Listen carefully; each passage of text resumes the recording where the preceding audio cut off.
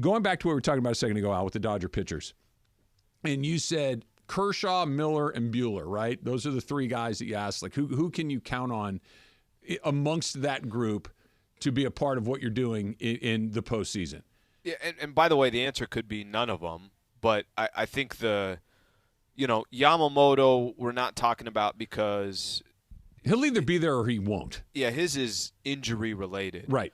Walker Buehler basically decided I'm leaving. I mean, obviously with the Dodgers, I mentally and physically, I'm not where I need to be. I'm gonna go do my own thing for a little bit. Bobby Miller was sent down, and there are reasons why he was sent down. Because he was bad. Because he was bad. And Clayton Kershaw's coming back, and I don't think they'd be bringing him back unless he was healthy.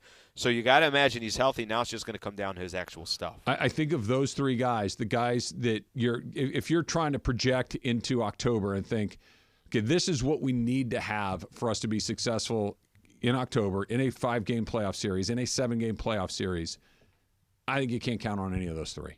I think you literally have to make plans elsewhere.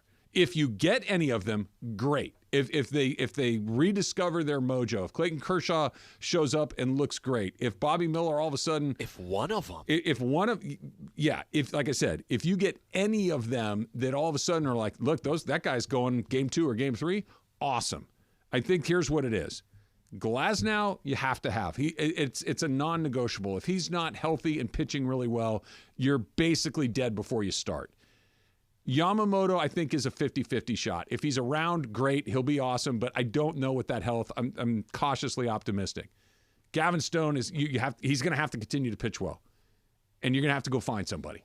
That's where you are. You're going to Glasnow, cross your fingers on Yamamoto, Stone, and somebody that's not on the team right now. If Buehler, Miller, or Kershaw step into that role, awesome. But I really don't think if you're Andrew Friedman, if you're Dave Roberts, and you're looking at what those guys are, where they are right now, how they've pitched so far this season, or how long they've been since they pitched effectively, I don't think you can take any of those guys and say, by the time we get to October, I'm going to feel really good about running Walker Buehler out on the mound. Not today, you can't. You just can't count on those guys right now. Yeah, and it's also, for the Dodgers, it's such a – as much as we've talked about the regular season has been a luxury for them, hey, they can try out different youngsters. They don't have to worry about winning on a day-to-day game. They don't.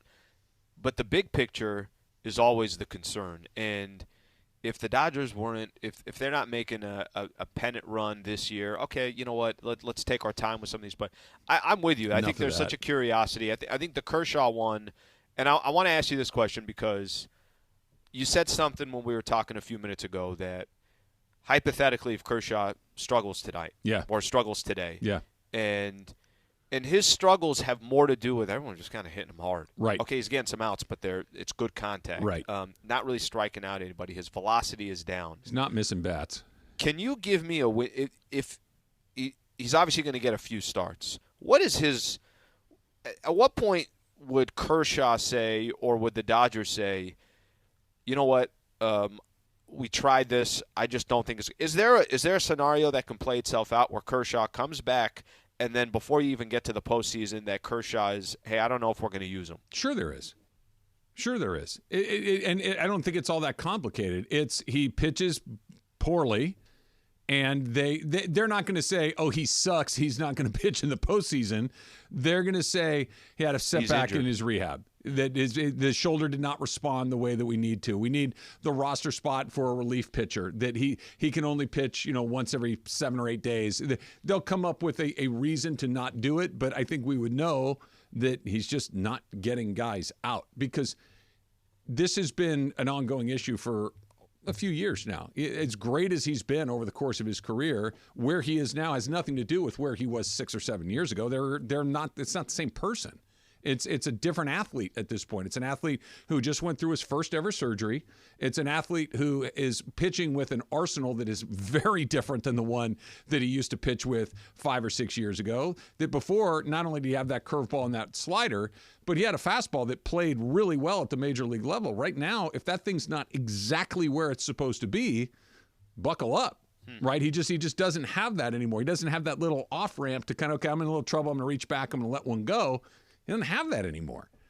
And so if he can't miss bats, just because he's number 22 and it says Kershaw on the back doesn't mean that he's on the team in perpetuity. If he's not missing bats, what are we doing here? They have to win the World Series. Anything less than that, barring a Bryce Harper grand slam in the bottom of the seventh inning or ninth inning, is going to be looked at as really. And if you're running out of Kershaw who's getting clobbered kind of sort of regularly heading into it, and you still pitch him, what are we doing? How do you feel? Do you feel? I'm hopeful. I'm hopeful, but I'm not optimistic with him specifically. Maybe that's the perfect way to describe it. Hopeful, but not optimistic. I think that's, every Dodger fan out there that there's a lot of Kershaw jerseys always at Dodger Stadium. There's a reason for it. It's July 25th. He's yet to make a start this year. He's coming off a playoff run where clearly he didn't look healthy, or the other teams. He was in OKC last week throwing in the 80s. Yeah. I mean, it's really hard to be super fired up about a guy that was, it's a deadlock cinch, first ballot Hall of Fame pitcher who just had his shoulder surgery for the first time, and he's throwing 89 miles an hour. It just, you can be hopeful, but to be optimistic, I think would be a little naive. I would love to be wrong. I would love to be wrong, but I don't think I am. Hey, did you see? Coming up next, it's Travis Lee, 710 ESPN.